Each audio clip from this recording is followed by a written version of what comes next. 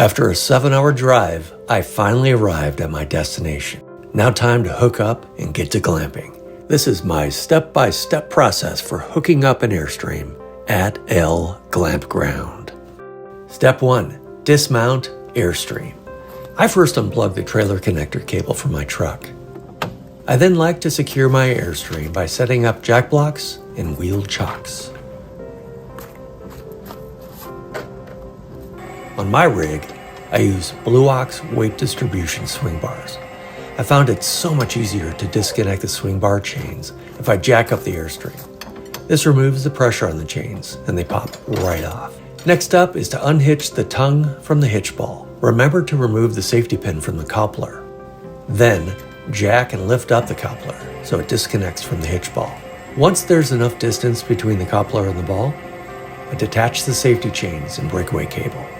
Then, I pull my truck far enough forward to leave a clear path, with enough space to open the tailgate. Now I lower the Airstream tongue until it's level. Step 2. Open the door and deploy the steps. I like to pop open the door to let the air flow, and I then deploy my fancy new steps. As you can see, I upgraded to torque lift glow steps, worth every penny for stability and ease of opening and closing. Step 3. Power hookup. My Globetrotter uses 50 amp, which is available at many Glampgrounds. Always use surge protection. I've got the Power Watchdog. That thing saved me more than once. White light on? Check. When hooked up to short power, we get a stream of 120 volt AC power. By turning on the battery power converter, we can run things like fans, lights, and the water pump. Step 4. Air conditioning.